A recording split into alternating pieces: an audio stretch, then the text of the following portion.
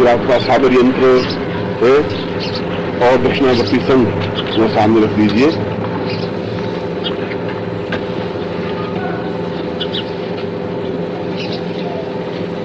तो किसी का चित्र हो तो अच्छी बात है और नहीं हो तो मानसिक रूप से बिंबात्मक रूप से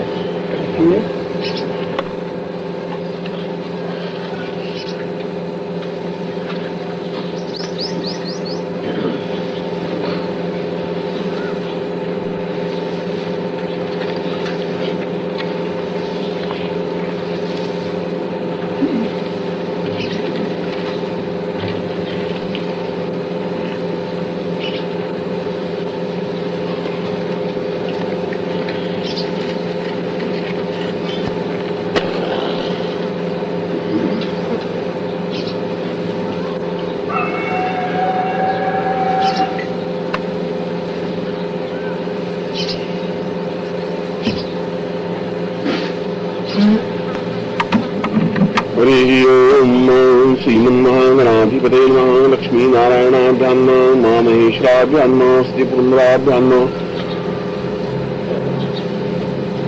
आप कैसे बंद कर दें?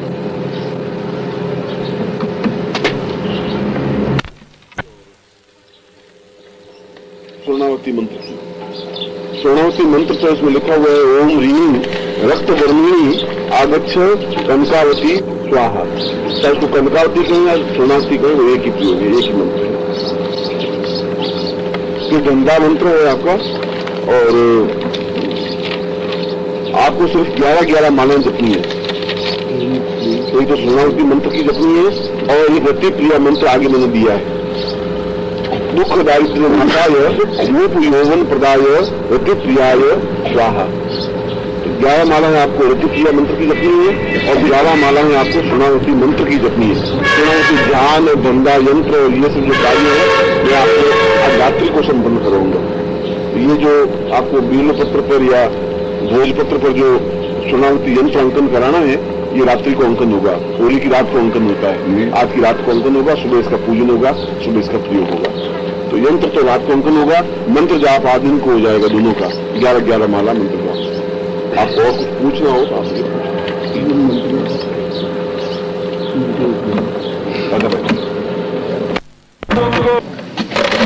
तिथि 25/3/86 गुरु जी का रात्रि प्रवचन। तिथि 25/3/86 गुरु जी का रात्रि प्रवचन शुरू हो रहा है। यस्यास्ति वित्तम, जिसके पास द्रव्य है, वित्त है, यस्यास्ति वित्तम स नरः कुलीनो, वह बहुत ही समझदार है। स पंडितः, स गुणवान, स गुणज्ञ, स एव वक्ता और सच दर्शनीयम, और उसके लोग दर्शन करने के लिए आते हैं। इसलिए सर्वे गुणा कांचन मात्र, जो भी गुण है वह मनुष्य में नहीं है, कैसे नहीं, आज के युग में उसके द्रव्य से संबंधित है। समझेगी भाई।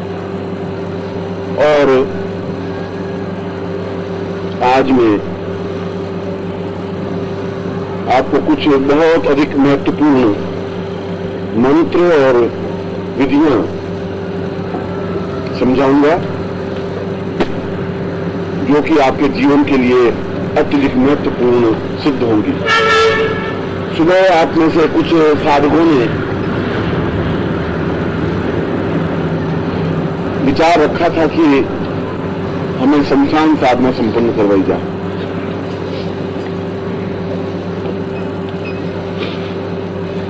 और मेरी राय में आप सभी लोग शमशान साधना के योग्य हैं।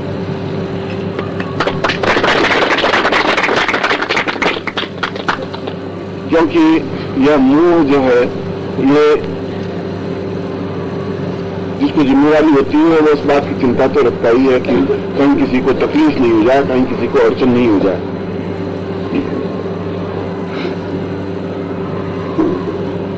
शमशान साधना जीवन की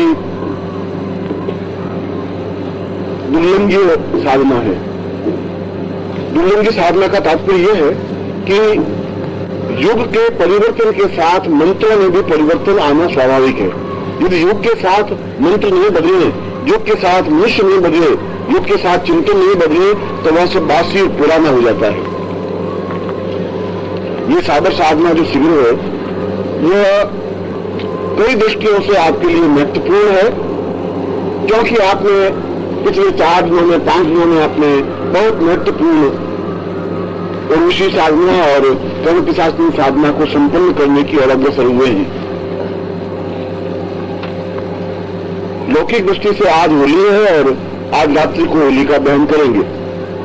शास्त्रोक्त दृष्टि से, तांत्रोक्त दृष्टि से आज होली नहीं है। तांत्रोक्त दृष्टि से कल रात्रि को होली है। तांत्रोक्त और शास्त्रोक्त में अंतर यह है कि शास्त्रों में होली का दहन उस क्षण को माना है जब पूर्णमासी का प्रवेश सुलोचना पद्धति से संपन्न हो। अमावस्या और पूर्णमासी 3 रूपों में चतुर्दशी से संबंध स्थापित करती है और प्रतिपदा से संबंध स्थापित करती है। वह एक नए महीने का प्रारंभ प्रतिपदा और उस महीने का अंतिम चतुर्दशी, इन दोनों का एक समन्वय रूप है। उन दोनों के समन्वय रूप में भी उसका बिल्कुल मध्य बिंदु पर ही होली का दहन होना चाहिए। जब वो चतुर्दशी समाप्त हो रही हो और प्रतिपदा का प्रारंभ होने लगा हो, आखिर कोई को ऐसी स्टेज अमावस्या में आती ही होगी। ऐसे क्षण को तांत्रिक लोग और जो तंत्र साधना में निपुण होना चाहते हैं, जो शास्त्रीय साधना में निपुण होना चाहते हैं, जो कुछ चमत्कार देखना चाहते हैं, जो कुछ चमत्कार दिखाना चाहते हैं, ऐसे लोग उस क्षण का इंतजार करते हैं जो क्षण सुलोचना पद्धति से सही और प्रामाणिक हो। इस दृष्टि से कल का दिन और कल की रात्रि आपके लिए अत्यधिक महत्वपूर्ण सिद्ध होगी। पंचांग में अगर आप देखें तो पंचांग में तो महीने सागर पंचांग में कुछ और है, बनारस के पंचांग में कुछ और है, दिल्ली से प्रकाशित पंचांग में कुछ और है, विश्वविद्यालय पंचांग में कुछ और है। क्योंकि उनकी जो गणित है वह गणित पूर्वापेक्षा है। उनके पास कोई इक्विपमेंट नहीं है, साधन नहीं है। उन पंचांगों में तो जब वो लिखते हैं कि आज बृहस्पति इतनी राशि में के अंश पर गतिशील है, और यदि आपके पास बहुत बड़ी दूरबीन हो, वेधशाला हो, और वेधशाला से यदि आप उस पॉइंट पर दूरबीन लगा करके देखें तो बृहस्पति आपको दिखाई देगा ही नहीं। आखिर पंचांग का तात्पर्य तो केवल इतना है कि इस पूरे ब्रह्मांड को कागज के एक टुकड़े पर आपको नक्शा बना करके दिया है कि इस नक्शे में इस समय इस जगह बृहस्पति है, इस जगह शुक्र है, इस जगह मंगल है। यह पंचांग अपने आप में कोई अजूबा नहीं है। मगर यदि दूरबीन से उससे कंफर्म करना चाहिए तो पंचांग से वह एक रिश्ता, एक रूपता नहीं बन पाती। और नहीं बन पाने का कारण यह है कि उनके पास ऐसी वेधशालाएं, ऐसी गणित कक्ष और इस प्रकार की स्थितियां है नहीं जिससे कि वे उसको कंफर्म कर सके। उनके तो कई पीढ़ियों से जो गणित चली आ रही है उसी गणित को जोड़ते जोड़ते वे आगे बढ़ते जाते हैं, और कई बार तो 5, 6, 7 डिग्री का अंतर आ जाता है। इसलिए पंचांगों में अवश्य ही आज पूर्णमासी और होलिका दहन का पर्व लिखा है। कुछ पंचांगों में कल का होलिका दहन पर्व लिखा है। तो सही अर्थों में होली दहन का कल रात्रि को है, और वह भी 3 क्षण है उसके। तो तीनों क्षण आपको लिखा देता हूं जो कि महत्वपूर्ण है इस वर्ष के। एक है 9:35 से लगा करके 9:38 तक 3 मिनट का क्षण।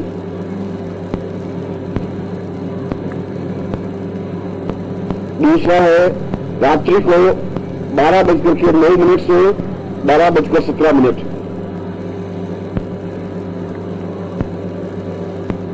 और तीसरा है रात्रि को 3:11 से 3:19 तक।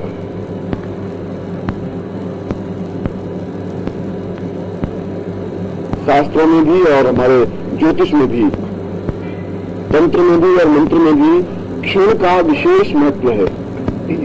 यदि सही समय पर सही प्रकार से कार्य संपन्न हो तो अवश्य ही उसका लाभ मिलता ही है। और इस साधना में इस साधना शिविर में मैंने 3 महत्वपूर्ण शिविर के चिंतन रखे थे, जिसमें एक कर्ण पिशाचनी साधना थी, दूसरी ऋषि साधना थी और तीसरी स्वर्णावती साधना या कनक क्रिया साधना या कनकावती साधना थी। कनकावती साधना का भी तात्पर्य उन युक्तियों से, उन तरीकों से, उन मंत्रों से जिससे कि आर्थिक संपन्नता प्राप्त हो सके, आजीविका से संबंधित लाभ मिल सके। और आजीविका से संबंधित लाभ मिलने में 3 बिंदु हमारे सामने मुख्य हैं। 3 तरीकों से धन प्राप्त हो सकता है। पहला, देव वसात, देवताओं के द्वारा। देवताओं से मेरा मतलब है कि यदि आपने किसी भूत को सिद्ध कर रखा हो, किसी प्रेत को सिद्ध कर रखा हो, किसी महाकाली को सिद्ध कर रखा हो, लक्ष्मी को सिद्ध कर रखा हो, इस प्रकार की किसी देवी देवताओं की युक्तियों से उनके द्वारा प्रदत्त, जैसे तारा साधना के द्वारा। दूसरा, आकस्मिक धन, लॉटरी से, जुआ खेल करके, सट्टा खेल करके, गुड़दौड़ खेल करके, ऐसी कोई भी युक्ति जिसके माध्यम से अनएक्सपेक्टेड हमें जहां उम्मीद नहीं है वहां से धन प्राप्त हो जाए, भूमि से धन प्राप्त हो जाए, लॉटरी से धन प्राप्त हो जाए, कोई आपको दे दे, कोई आपके नाम निश्चित करके मर जाए, ऐसा कुछ भी स्थितियों से। और तीसरा, स्वप्रयत्न, अपने प्रयत्नों से आप व्यापार प्रारंभ करें, उसमें अतुलनीय धन लाभ प्राप्त होने लग जाए, छोटा बिजनेस हो और उसमें प्रॉफिट ज्यादा होने लग जाए। तो तीनों तरीकों से ही धन प्राप्त हो सकता है, चौथा कोई तरीका है ही नहीं। और मैं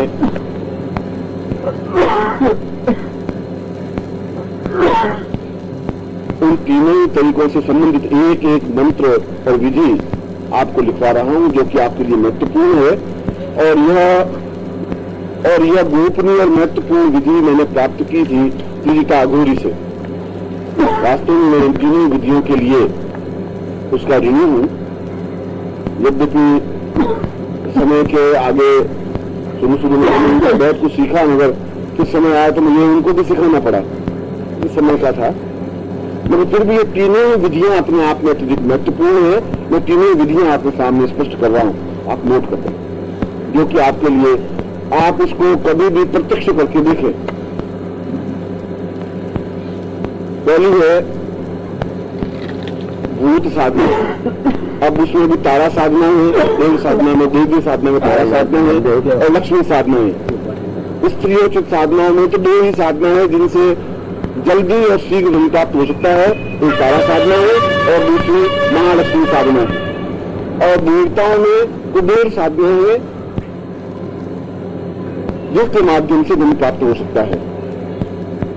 और यक्षिणियों में कनक क्रिया साधना है, जिसके माध्यम से धन प्राप्त हो सकता है।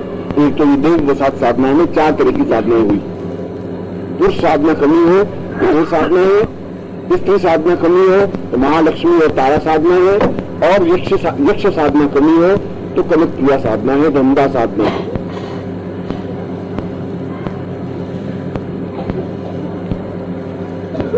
और उत्तरी योनि साधनाओं में भूत साधना है। ये सारी देव वसात साधना है, उनको देव कहते हैं। जो मनुष्यों से इतर प्राणी के लोग हैं वे सब देव हैं। यद्यपि तारा साधना आपने की होगी, महालक्ष्मी साधना भी की है, और कुबेर साधना में भी आपने भाग लिया है। इन तीनों साधनाओं का समन्वित स्वरूप भी है। तंत्रोक्त प्रकार जहां तारा और लक्ष्मी के समन्वित मंत्र का संयोजन करके और कुबेर साधना का उसमें संपुट दिया जाता है, ऐसी साधना को त्रिगुणात्मक साधना कहा जाता है, शीघ्र सिद्धिप्रद साधना कहा जाता है।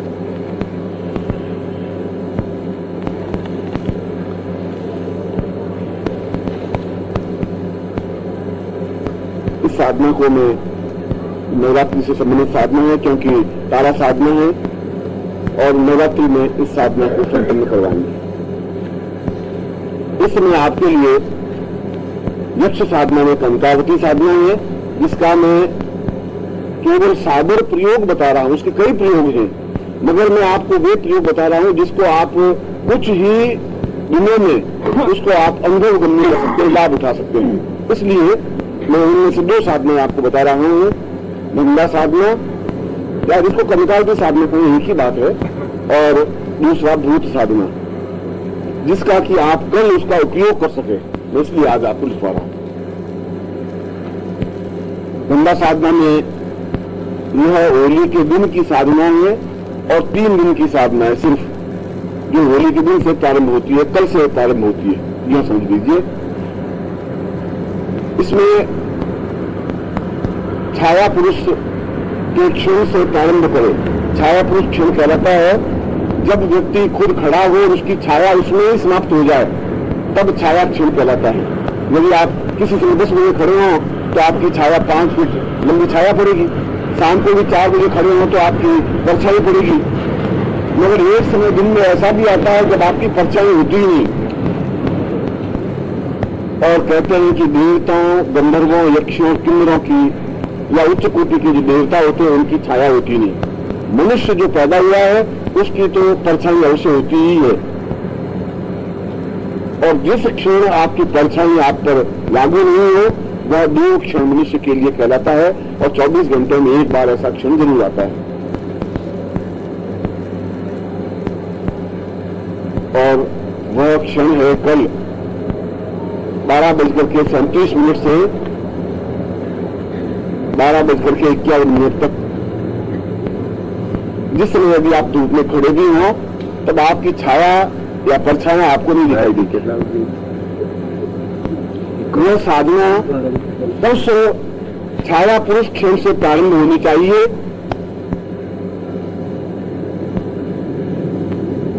और जो मैंने आपको रात्रि क्षण बताए हैं उस क्षण में समाप्त होनी चाहिए। चाहे वो 3 क्षण बताए हैं रात्रि को, उनमें से किसी एक क्षण में उसका विसर्जन होना चाहिए।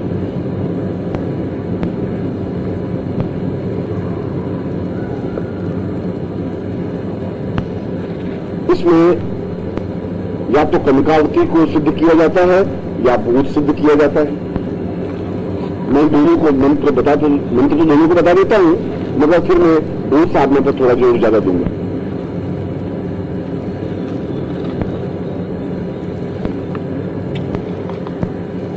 कंकावती साधना भी सही अर्थों में शमशान साधना है, और भूत साधना भी सही अर्थों में शमशान साधना है।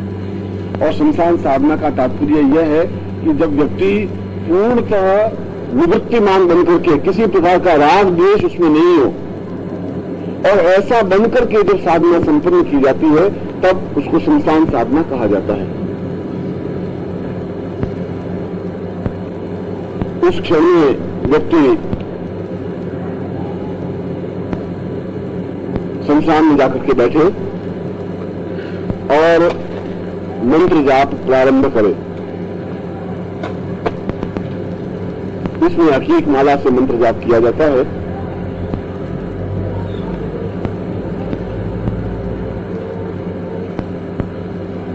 यह मंत्र है, मैं कंकावती और गंगा योग का मंत्र बता रहा हूं।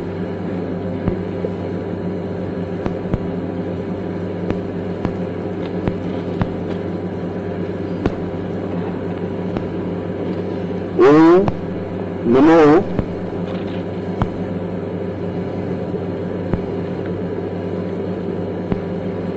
धनुदा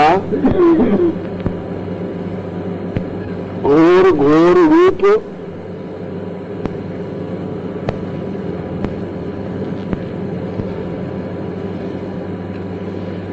महाघोर रूप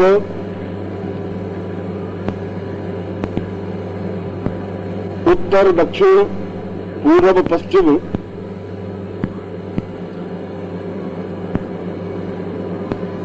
चारों दिशा खीलती आवे,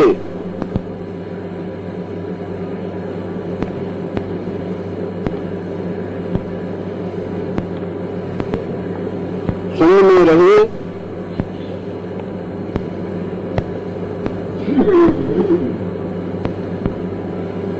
कार्य करे,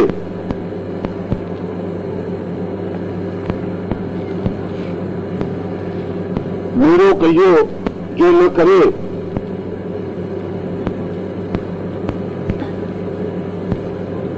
तो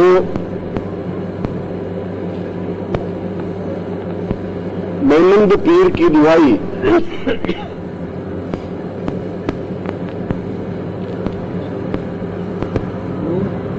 तो मैनंद पीर की दुआई। यह साबर साधना का कनकावती का साबर प्रयोग बता रहा हूं। कनकावती का शास्त्रीय प्रयोग भी है, कनकावती का तांत्रिक प्रयोग भी है, मगर मैंने आपके सामने जो मंत्र दिया है वह धंधा या कनकावती या सोनावती का साबर प्रयोग है। और इस साबर प्रयोग को कैसे सिद्ध करते हैं वह मैं आपको बता देता हूं, जो कि महत्वपूर्ण है। इसमें छाया क्षण से प्रारंभ करें, यानी कल 12:37 से प्रारंभ करें।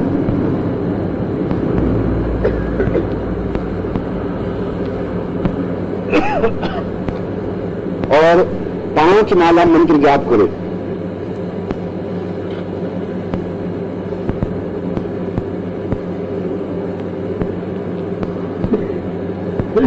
इस साधना में वीरासन में बैठा जाता है।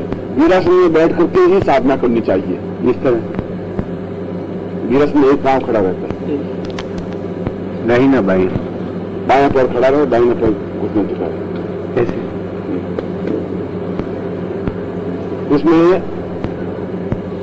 बायां पैर टिकाकर की जमीन पर और दाहिने पैर से इस प्रकार से बैठ करके जैसे हनुमान जी बैठते हैं वीरासन में। जितना पैर ऊपर है ये घुटनाएं और जो एड़ी है वह गुदा से स्पर्श करती रहे, इस प्रकार से बैठे।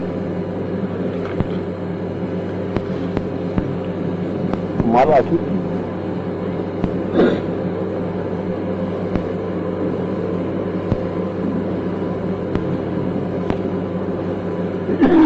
3 मालाएं इसी प्रकार से मंत्र जाप करें। 5 मालाएं इसी प्रकार से मंत्र जाप करें।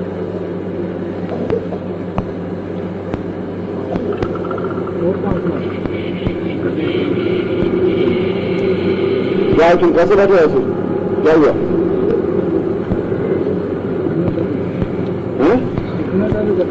तो हमारे देश में रखे हो गए भैया, ये घुटने तो दर्द करने लगेंगे तो हमें तो बहुत चिंता है चीन की, पाकिस्तान दोनों की।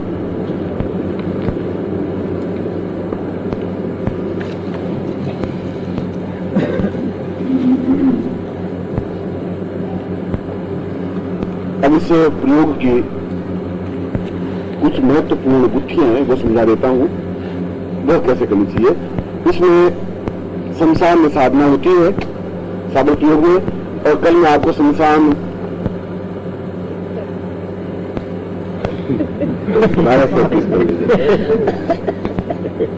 ये दर्शन करवाऊंगा।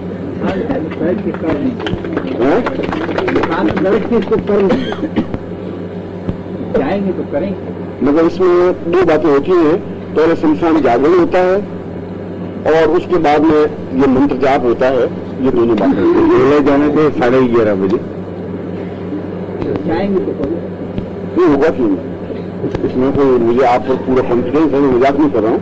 और मुझे निश्चित रूप से आप शायद विश्वास नहीं करें कि मुझे बहुत याद है, आज से मुनि जी को भी ज्ञान होगा, आज से 1.5-2 साल पहले मैंने जब शिविर प्रारंभ किए तब मैंने उन लोगों को देखा है, बहुत ही कायल बुज़दिल लोग थे। आप में से ही होंगे। कायल बुज़दिल का मतलब है कि उनको कुछ ज्ञान नहीं था साधना क्या होती है। और आज कॉन्फिडेंस है, आप लोगों में कॉन्फिडेंस था ही। धीरे धीरे कम से कम लोग तैयार होने लगे साधना के क्षेत्र में कि कुछ भी हो जाए हम कर देंगे। वो तो कहते हैं शमशान, आप शमशान छोड़ो, अपने शमशान से क्या करना। आप सीधा साधा कोई मंत्र नहीं होता क्या? अगर सीधा साधा तो खाना भी नहीं खा सकते, मगर उनमें इतना कॉन्फिडेंस नहीं था। और आज उनको वो ये उनके मन में है कि बस क्या करें हम।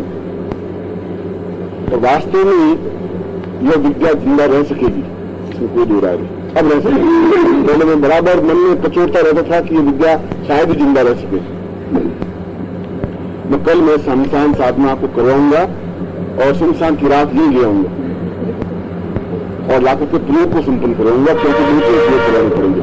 मगर यह प्रयोग ऐसा करूंगा कि आपको अनायास धन प्राप्त हो ही, ये गारंटी मैं उस लेवल पर लाऊंगा, ऐसा करूंगा। और यदि आप में दमखम होगा तो मैं आपको संसार में भी ले जाऊंगा। और दमखम है, क्योंकि क्या होगा क्या संसार में तो कुछ ऐसा चिंता वाली बात नहीं। यहाँ तो फिर भी चिंता है, यहाँ पर तो कुछ भी आग लग सकती है, लकड़े गिर सकते हैं, सर्किट हो सकता है, इलेक्ट्रिक से सर्किट हो सकती है, और कोई चक्कू मार सकता है। यहाँ पर सब कुछ गड़बड़ है, वहीं बैठ कर वहां पर तो कोई है ही नहीं, खतरा ही नहीं है। संसार में क्या बिगड़ सकता है जब बुरी आप साधन में कोई खतरा नहीं। संसार इस साधना की मूल गुत्थियां क्या है वो मैं समझा देता हूँ। उसमें आसन या तो संसार में मुर्दे के ऊपर बैठे, मरा हुआ मुर्दा हो, और चाहे वो कोई भी जाति का हो, उसमें कोई बात नहीं है, ये पुरुष हो, और उस पुरुष के सीने पर बैठे और सीने पर बैठ करके उस छाया क्षण में उसके सीने पर बैठ करके दक्षिण दिशा की ओर मुंह करे खुद का, और उसका मुंह, मुर्दे का मुंह उत्तर की तरफ हो। वो हमारे सामने होगा, मुंह उसका उत्तर की तरफ होगी। और उसके बाद में इस माला, इस मंत्रों से, जो भी मंत्र बताया है, इस मंत्र से उसके मुंह में आहुति दी जाती है घृत की और लौंग की, घृत लौंग में मिला करके। और ऐसा होने पर निश्चय ही यह धंधा यक्षिणी सिद्ध होती ही है। और केवल 5 माला मंत्र जाप की है। रात्रि को उसका हवन होता है होली के क्षण में, यद्यपि तांत्रिक प्रयोग है, खासतौर से अघोर प्रयोग है, यह प्रयोग अघोर है। और जिंदगी की सबसे अच्छी साधनाओं में अघोर साधना है। अघोर साधना जितनी है मस्ती की तरंगों की साधना है, मौज मस्ती की साधना है, जीवन में उल्लास और उमंग की साधना है। इसलिए होली के दिनों में आप जितने भी आपको देखेंगे गांवों में या शहरों में, तो आपको बिल्कुल वो भूत की तरह लोग दिखाई देंगे, लाल पीले हरे आसमानी फटे हुए कपड़े पहने हुए। ये सारा एक परंपरा है हमारे जीवन की, यह साधना है। और यदि व्यक्ति चाहे तो शमशान से इतर स्थानों पर भी यह साधना संपन्न कर सकता है। यदि वहां मुर्दा नहीं मिले तो मुर्दा बना करके साधना संपन्न की जाती है। जब मैं पहली बार, मुझे याद आ रहा है इस साधना का, जब मैं पहली बार, और ये है जबलपुर के आसपास बेड़ाघाट से आगे की घटना है, मैंने जो 9 महीने बिताए थे वहीं बिताए थे, वहां से करीब 70 किलोमीटर दूर शमशान है। और वहां पर मुझे अघोरी नाथ उसका नाम था, और बहुत ही दुर्धर्ष व्यक्ति थे, पहलवान, उनका शरीर लंबा चौड़ा गठीला शरीर, कहीं थोड़ी शरीर नहीं था, और इतना ताकतवान उनका शरीर था कि बहुत तेजी से वो दौड़ के आते और पेड़ को टक्कर मारते पेड़ को नीचे गिरा देते, इतना उनके शरीर में बल था। और वो उनकी एक आदत खराब थी, वो चलते चलते शिष्य के ऊपर दौड़ लगाते थे, फिर 5-10 कदम 15 कदम गए और फिर क्या हाल है, उसको बेचारे नीचे गिरता हुआ जा, उसको तो आदत पड़ी हुई थी। तो मैं 20 कदम दूर नीचे चला के चलता हूँ, तो ये अघोर नाथ है, संसार सारा तो मेरी होगी तब होगी, ये तो अभी मुझे तैयार कर देगा। तो उसने एक बार तो मुझे मेरा परिचय किसी ने करवाया था, तो उस समय मैं बहुत दुबला पतला भी था, शरीर मेरा इतना शुरू का शरीर था। तो उन्होंने मुझे कहा कि तुम क्या सीखेगा? सीख लेंगे, अब आप मुझे सिखाएंगे तो सीख लेंगे। उनका शमशान जरूर चलेंगे, मुर्दा के ऊपर बैठेंगे, उनके मुर्दे के ऊपर बैठ जाएंगे, तो बैठ जाएगा, उनको बैठ जाएंगे, तो फिर चलो मुझसे चलो, मेरी सेवा में लंगोट धोएगा, मेरी लंगोट धोएंगे आपकी, अच्छा मालिश करेगा, मैं सब कुछ करेंगे, आप चलो तो फिर मेरे साथ तो चलो। और मेरे मन में उनके प्रति कोई आक्रोश नहीं था, मगर भय जरूर था, क्योंकि मैंने शुरू से उसमें था कि अघोर तो उसके कलेजे का मांस तोड़ के खा जाते हैं और फिर खा भी लेते हैं, उनका कोई अता पता होता नहीं। मगर इतना दुराचारी भी नहीं है, तो इतने गंदे होते नहीं है जितने उनके बारे में अफवाहें फैली हुई है उतनी है नहीं। जब आप उसमें रहे तो कुछ आनंद के क्षण आए, तो वो मुझे उनका कि मेरी झोली उठा रहे, झोली उठा रही, बेड़ा घाट में स्नान नाम किया, नवदा में फिर चले। तो कोई मील 2 में चले तब तक तो वो कुछ बोला नहीं। फिर उसने कहा कि तेज चलो, उनका चलो तेज चलते हैं, बहुत स्पीड में चलने लगा। मैं भी थोड़ा स्पीड में चले। फिर उन्होंने 2-2.5 किलोमीटर या 3 किलोमीटर गए होंगे, पीछे धाम से दौड़ मारा तो मैं तो नीचे गिर गए। स्वाभाविक मुझे क्या मालूम कि पीछे से महापुरुष दौड़ मारेंगे। तो कहा तुम कुछ नहीं कर सकता, तुम क्या कुछ नहीं कर सकता, तुम तो मरा हुआ है, तुम कुछ कर ही नहीं सकता, लाओ जो लाओ जी दे दो। उनको ये तो कोई परीक्षा नहीं। मैंने उनको निवेदन किया, मैंने कहा कि आपने जो कुछ मेरी को कृपावृष्टि की ये तो मेरा सौभाग्य है, मगर ऐसे कृपावृष्टि मैं भी आपको अचानक तो आप भी गिर जाएंगे। ये कृपावृष्टि क्या है? आप मुझे पहले करें फिर लगाए, फिर मैं गिर जाऊं तो कोई बात है। वो बिल्कुल मेरा गला पीछे से पकड़ करके उसने कहा चला जाएगा, चले जाते हैं। उसमें क्या बात होगी, मगर मुझे मालूम पड़ गया कि आप मुझे सिखा नहीं सकते, इसमें तो कोई दो राय नहीं है। क्योंकि सिखाने के लिए दमखम चाहिए, ताकत चाहिए, आपने कुछ है भी नहीं। तो नहीं तो मेरे साथ चल। फिर उन्होंने मेरे को जोश खाने के लिए वो वहां से उनका वो तांत्रिकों का एक जगह है, वहां करीब 30-35 किलोमीटर की ऐसी जगह है जहां आम आदमी जाते हैं, जंगल सा है। और मध्य प्रदेश के जंगल आदिवासियों के जंगल है।